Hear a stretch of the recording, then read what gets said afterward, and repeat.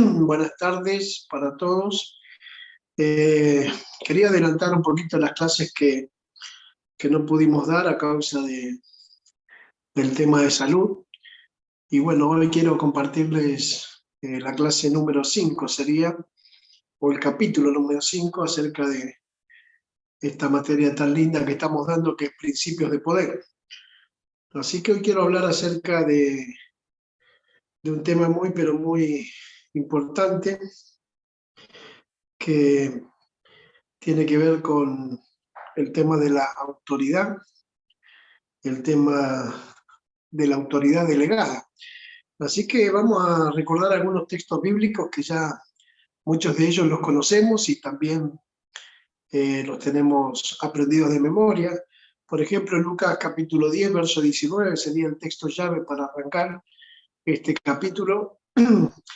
Y es el momento en que Jesús envía a sus discípulos y les dice: aquí os doy autoridad de pisar serpientes y escorpiones y sobre todo el poder del enemigo, y nada os dañará. Así que bueno, recordamos que ya aprendimos que Dios es la fuente del poder, como decimos, la fuente inagotable de todo poder espiritual. Y Él le elevó el poder a su Hijo, que también lo aprendimos, Jesucristo. Y Jesús entonces luego delega el poder espiritual a sus seguidores, de los cuales también nosotros estamos incluidos. Y ese poder les permitió que cumpliese en ellos una gran responsabilidad asignada para ellos, ¿no? Jesús, antes de ascender al cielo, les dio la gran comisión, que es la tarea que todos tenemos como iglesia, como hijos de Dios, de ir y predicar el evangelio a toda criatura. Y recordamos que esa es la responsabilidad que el Señor le dejó a los creyentes y le dejó específicamente a la iglesia, porque cuando Jesús termina su ministerio terrenal y está por volver al cielo, Él dejó a sus seguidores con una gran responsabilidad, porque Él les dijo en Mateo capítulo 28, verso 19, le dijo: por tanto, id y hacer discípulos a todas las naciones, bautizándolos en el nombre del Padre, del Hijo y del Espíritu Santo, y enseñándoles que guarden todas las cosas que os he mandado. Y he aquí, dijo el Señor, yo estoy con vosotros todos los días y hasta el fin del mundo.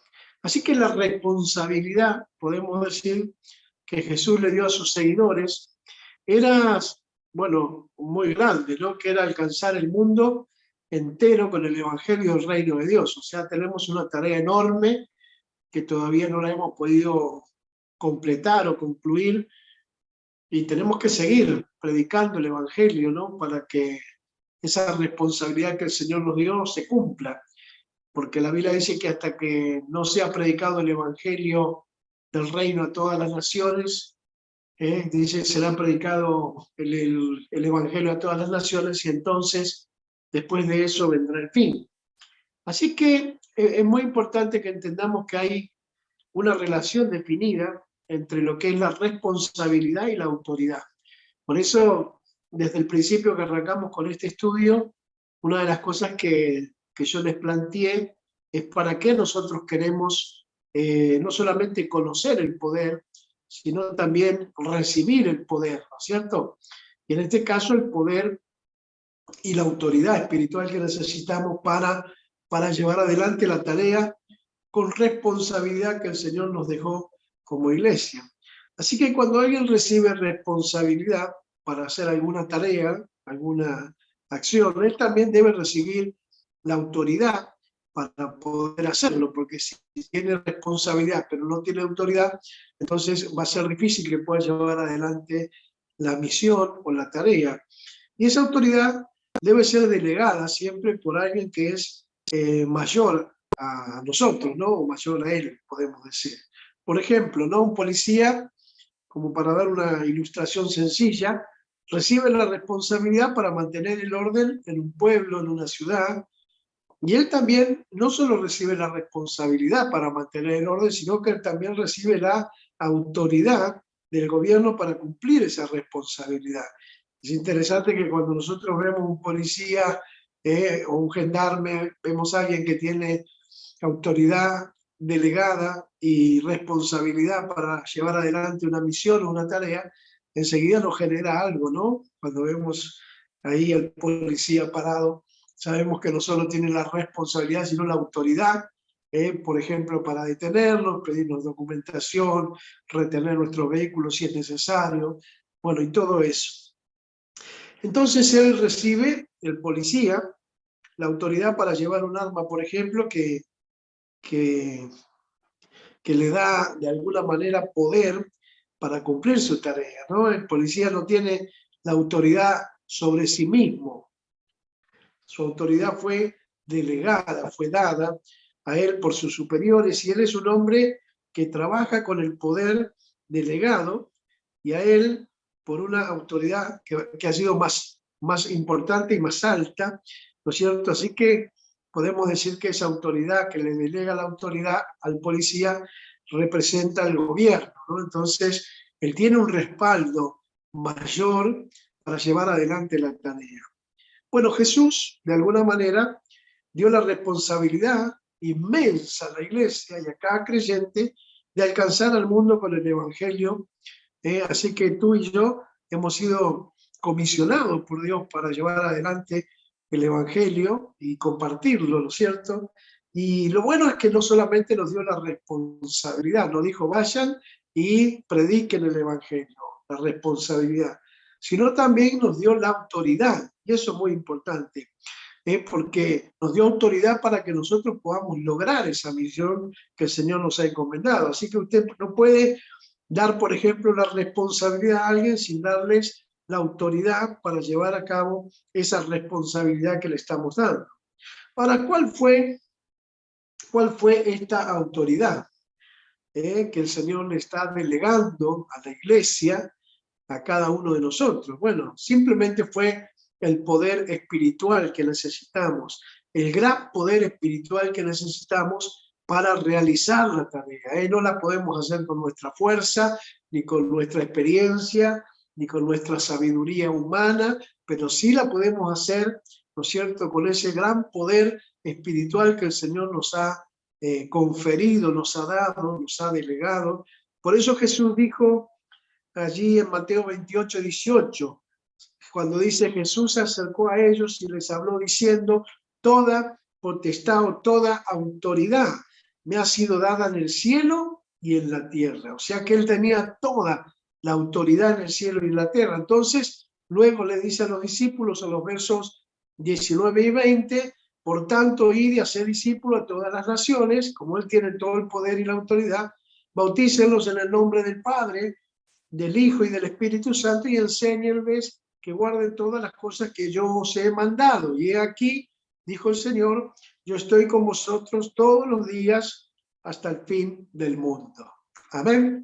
Así que autoridad. ¿Autoridad para qué? Autoridad para delegar. Jesús recibe autoridad del Padre para delegarla en nosotros. Así que cuando Jesús vino a esta tierra, él vino con poder y con autoridad. Con poder y autoridad. Jesús tenía todo el poder, como nos declara la palabra del Señor, que ha sido delegado por el Padre, ¿no es cierto? El Señor no se quedó con nada guardado, le dio todo el poder, por eso él dice: toda autoridad me es dada en el cielo y en la tierra.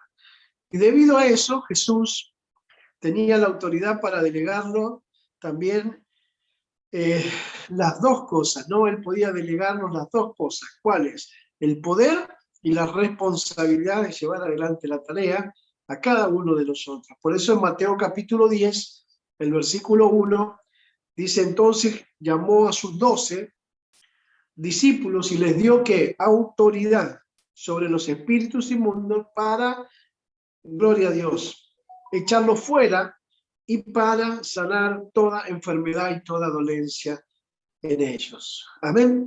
Así que él, ¿qué hace ahí? Jesús le ordena a los 12 para que ellos pudieran estar con él, ¿no es cierto? Y para que él pudiera luego enviarlos a predicar y a sanar. Eso está en Marcos capítulo 3, versos 14 y 15, cuando dice que el Señor también le dijo que era para que tengan autoridad para echar fuera los demonios.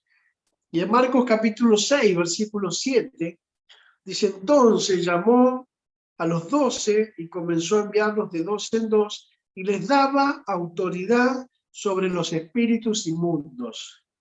Lucas capítulo 9, el versículo 1 dice: reuniendo a los 12, les dio poder y autoridad sobre todos los demonios y para sanar también enfermedades. Así que es interesante que tanto Lucas como Marcos, también Mateo, hablan acerca de ese momento tan importante en el que Jesús está delegando responsabilidad y autoridad sobre sus hijos, sobre sus discípulos. Así que no fueron, digamos, bendiciones materiales o emocionalismo lo que Jesús delegó a sus discípulos. No fue que el Señor les prometió riquezas, ganancias, sino que Él no estableció una base, podemos decir, organizada de operaciones en Jerusalén. Él sabía que con solamente esto no se lograría la tarea, ¿no? Con organizar una base y desde ahí comenzar, sino que el Señor le dio lo que la iglesia necesitaba. Y la iglesia lo que necesitaba era el poder, el poder. Así que en el capítulo 3 nosotros aprendimos, si se acuerda, sobre el poder de Satanás. El poder que Jesús delegó a sus discípulos, por supuesto, es mucho mayor que el poder del enemigo, ¿no? Por eso la Biblia nos hablaba de el desafiador, el gran desafiador, el diablo, ¿no? Y del poder que él ejerce, pero el poder que Dios le dio a la iglesia es muy superior al poder del diablo y de todos sus demonios. Por eso en Lucas capítulo 10, versículo 19, dice: aquí os doy autoridad, dijo Jesús, de hollar serpientes o de pisar, ¿no? Hollar es pisar, serpientes, escorpiones y sobre todo el poder del enemigo, y nada os dañará. Amén. Gloria a Dios, qué lindo. Así que podemos decir que Satanás no tiene miedo de nosotros. El diablo no me tiene miedo a mí por ser pastor, ni a ustedes por ser parte del liderazgo de la iglesia. Él ni siquiera nos respetaría, pero ¿qué es lo que el diablo teme? ¿A qué el diablo le tiene temor y le tiene respeto? Bueno, él teme a la autoridad que Dios nos ha delegado, la autoridad que Dios ha puesto en nuestra vida. Por eso es muy importante, mi hermano, entender el tema de la autoridad espiritual, ¿no? Por eso hay 2 o 3 cosas importantes para compartir sobre este tema y uno de esos es que la autoridad está basada en la relación. La autoridad, esto está bueno que lo puedan anotar ahí, igual lo van a tener en las notas que les voy a mandar, pero la autoridad está basada en la relación, en relación. Por ejemplo, el policía tiene la autoridad debido a su relación con el gobierno. Su autoridad, por ejemplo, es basada en su relación con el Señor Jesucristo, ¿eh? Al tener nosotros una relación íntima con Jesús, con el Padre y con el Espíritu Santo, entonces eso nos da esa autoridad y ese poder espiritual que necesitamos. ¿Por qué? Porque detrás de nosotros está posicionado Jesús, como él nos enseñó, con todo el poder. Y cuando nosotros, por ejemplo, comprendemos esta verdad, entonces nuestra vida, mi hermano, va a mejorar, va a cambiar, nuestro ministerio va a cambiar, nuestra tarea va a cambiar, porque Jesús le dijo a los discípulos en Lucas capítulo 24, verso 49, le dijo: y aquí yo enviaré el cumplimiento de la promesa de mi Padre sobre vosotros. Quedad vosotros en la ciudad hasta que sean investidos con poder desde lo alto. Así que el Señor le comisionó a los discípulos que esperaran hasta que el poder viniera sobre ellos. Es muy difícil hacer la tarea sin la autoridad y sin el poder que Dios nos ha delegado. Por eso necesitamos esperar hasta que el poder del Espíritu Santo, el poder de Dios, venga sobre nuestra vida.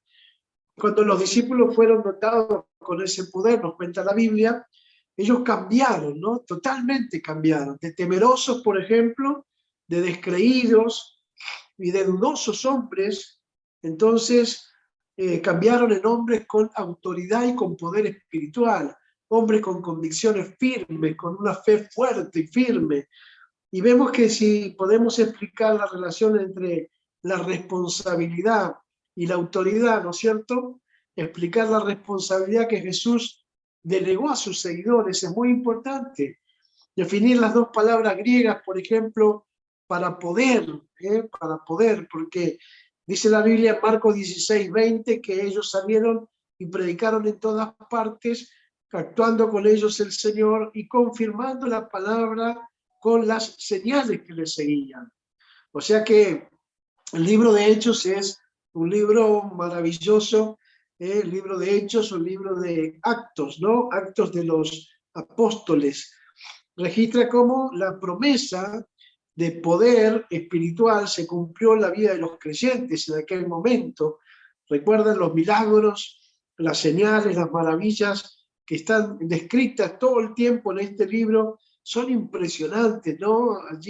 Allí los discípulos sanando a los enfermos, levantando a los paralíticos, resucitando aún a los muertos, y cada manifestación del poder de Dios contribuyó hacia el cumplimiento de lo que era la gran responsabilidad de alcanzar el mundo con el Evangelio. El poder y la autoridad estaban relacionados con la tarea, con la misión, con la responsabilidad que Dios le había encomendado a la iglesia.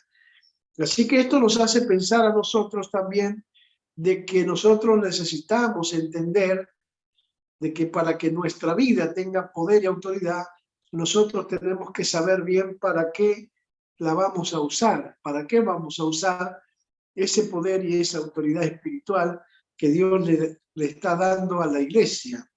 Hay dos palabras para el poder en la Biblia. En el Nuevo Testamento, por ejemplo, hay dos palabras griegas que son diferentes y son traducidas por una sola palabra, ¿no? Que es la palabra poder, poder.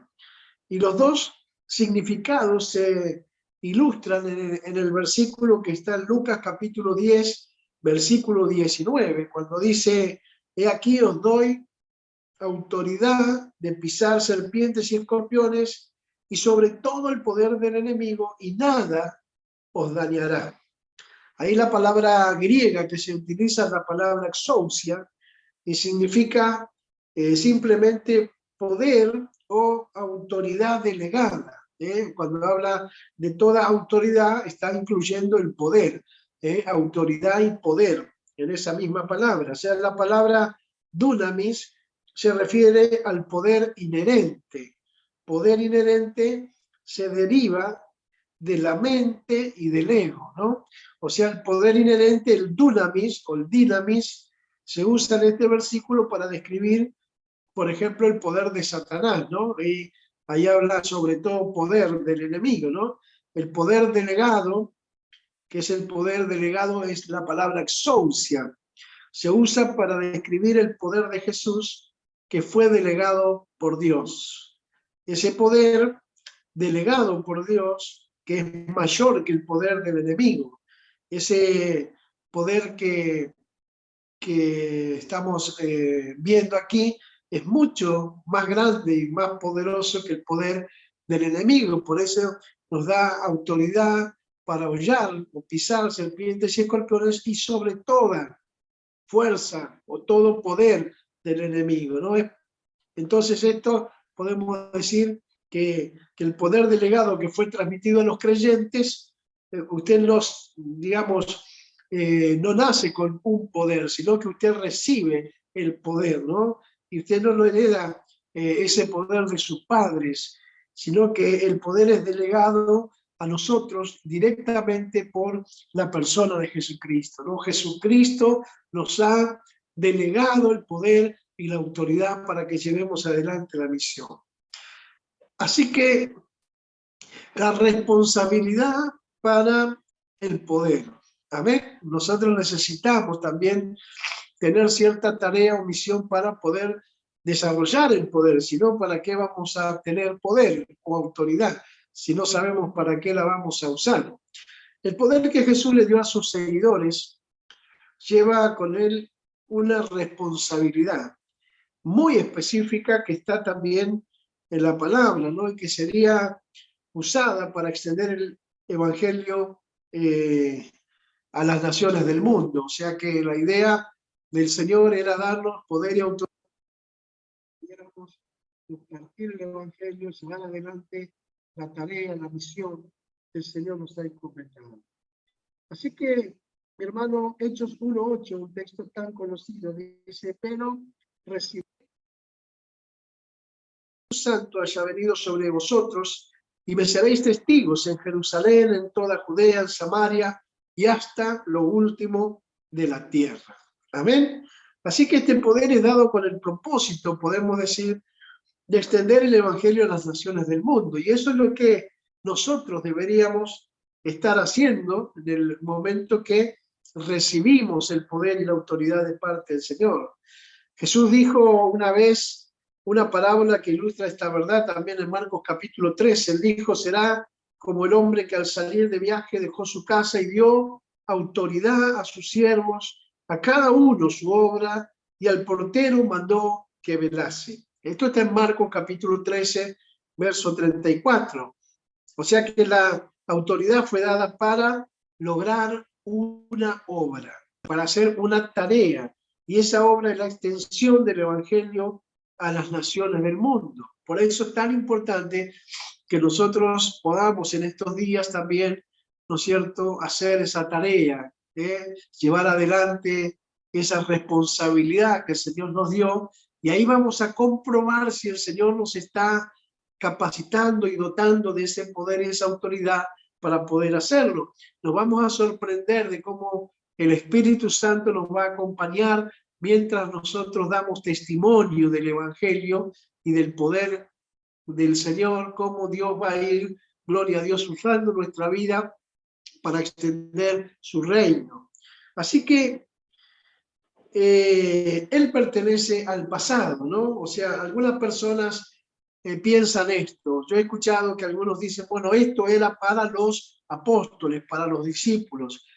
Algunas personas, por ejemplo, reivindican que esta gran unción de poder espiritual solo era para la iglesia primitiva, y ellos dicen que solo era para los discípulos. Ellos reivindican que el día de milagros ha pasado, pero si consideramos esta pregunta, ¿no es cierto? Por ejemplo, el mundo entero, nos preguntamos, ¿el mundo entero ha sido alcanzado con el Evangelio? Bueno, podemos responder que no. Todavía el mundo entero no ha sido alcanzado con el Evangelio. O sea que la tarea que Jesús dejó a sus seguidores todavía no fue terminada. Nosotros entonces todavía nosotros tenemos la responsabilidad de alcanzar al mundo con el Evangelio del Reino. O sea, Jesús no retiraría, creo yo, la autoridad antes de que completemos con responsabilidad la tarea que Él nos dejó para que cumpliéramos. O sea que si todavía el Evangelio no llegó a todo el mundo, todavía hay personas que necesitan ser salvadas y todavía la tarea o la responsabilidad está vigente, también las herramientas o también la unción o también la autoridad y el poder que necesitamos para llevar adelante la tarea también está vigente para este tiempo. Leamos la historia, por ejemplo, de la muerte de Lázaro, ¿no? Esa historia tremenda de la resurrección, de la muerte, perdón, y la resurrección de Lázaro, en Juan capítulo 11. Solo voy a mencionar algunas partes, pero ustedes pueden leer todo el capítulo. Dice, cuando Jesús llegó después de que Lázaro ya estaba muerto, Marta lo encontró y le dijo, Marta, dijo a Jesús, Señor, si hubieses estado aquí, mi hermano no habría muerto. Esto está en Juan capítulo 11, verso 21. Jesús le responde, y le dice, perdón, tu hermano resucitará. Juan 11, 23. Marta responde otra vez y dice, yo sé que resucitará en la resurrección en el día final. Juan 11, 24. Entonces Jesús le dice, yo soy la resurrección y la vida. El que cree en mí, aunque esté muerto, vivirá. Juan 11, 25. Así que, ¿qué vemos acá? Simplemente que Marta creyó que Jesús podría levantar a Lázaro en el pasado, porque le dice, si hubieras estado aquí. O sea que si él hubiera estado, lo hubiera levantado. Pero ella también creyó que Jesús podía levantarlo en el futuro, o sea, en el día final, dijo ella, ¿no? Pero Jesús compartió una verdad muy importante con ella y le dijo, yo soy la resurrección y la vida, o sea, yo soy. Está hablando en el tiempo presente. Ella pensaba en el pasado, ella pensaba en el futuro, pero ella no pensaba en el presente. Y Jesús le dice, yo soy la resurrección y la vida. Entonces, está hablando Jesús del presente. Entonces, él, dice la Biblia, levantó a Lázaro de los muertos. Le dijo, Lázaro, ven fuera. Y Lázaro salió de la tumba. Así que no hay ninguna cosa como un último día de milagro. Eso no existe. No hay un día que digamos fue el último día de milagros. No hay ninguna cosa como el día futuro de milagros. En cada época hay poder para operar milagros y satisfacer las necesidades de las personas. O sea, todos los días y todas las épocas, Dios está manifestando su poder. Él dice todos los días y en todas las épocas, Él dice, yo soy. ¿Cuándo? Hoy. ¿Cuándo? Ahora. Tiempo presente. Yo soy la resurrección y la vida. Amén. También la Biblia nos cuenta acerca de la vid, ¿no es cierto? La vida de la vid. ¿Se acuerdan? En Juan capítulo 15, versículo 5, dice, yo soy la vid, vosotros las ramas. El que permanece en mí, yo en él, lleva mucho fruto, pero separados de mí nada podéis hacer. En el mundo natural podemos decir, la vida procede de la vid. O sea, la vid es un flujo de vida a las ramas de una planta para producir el fruto. O sea que la rama no lleva fruto por sí misma. Si está separada de la vid principal, deja de llevar fruto y eventualmente morirá. Así que este es el ejemplo que Jesús usó también para ilustrar el flujo del poder de Dios en el mundo espiritual. Y él dice, nosotros somos las ramas que llevan el fruto. Jesús es la vid.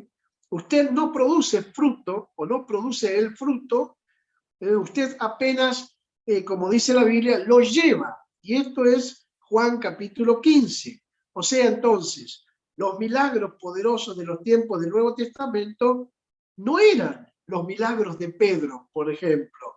Ellos no eran la operación de las manos de Pablo.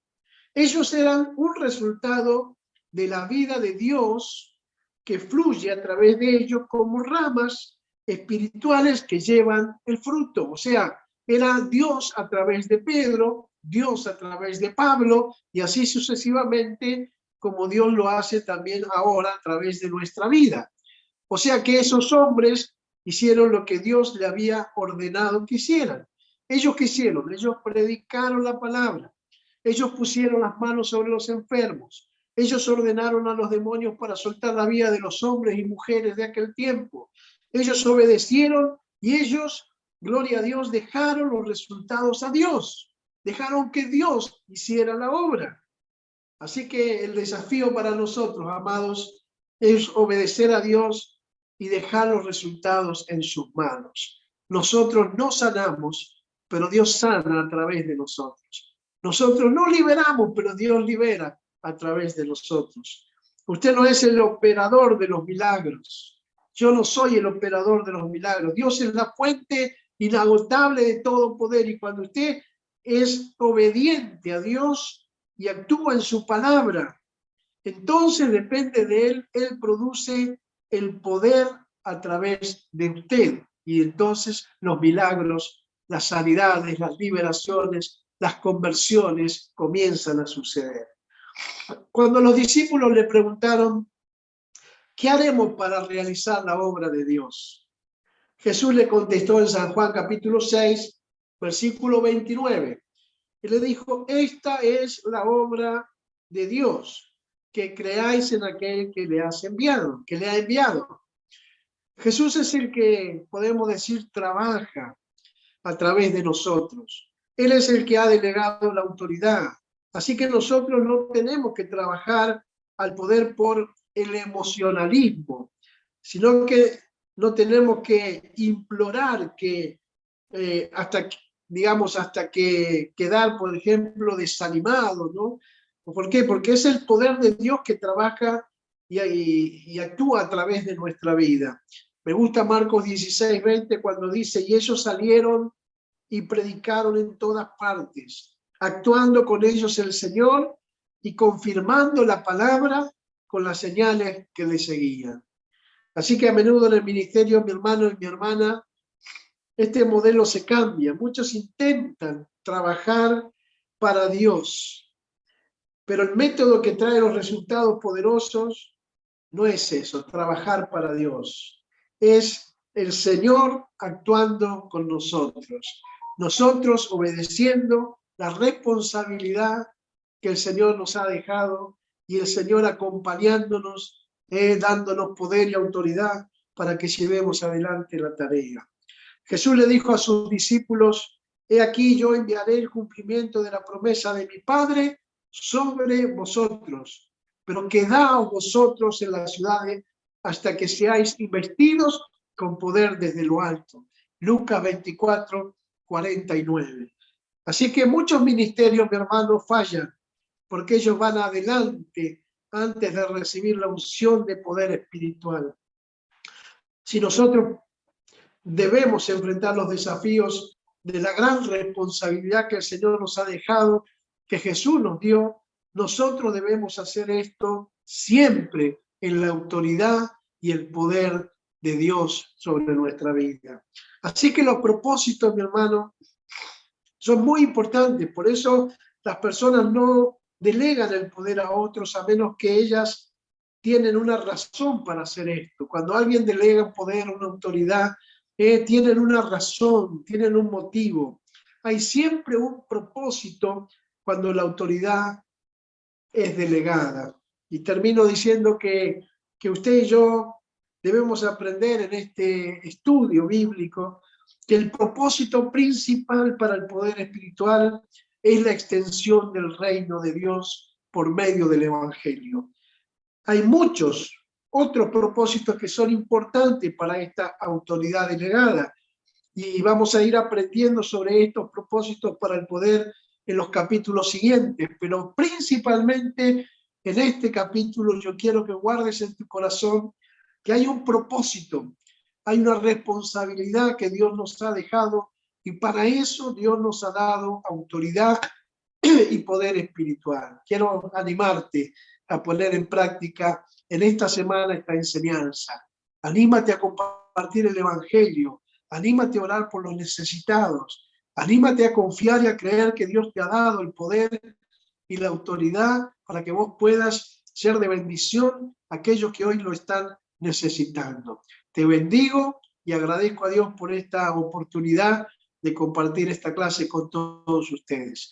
Los bendigo en el nombre de Jesús.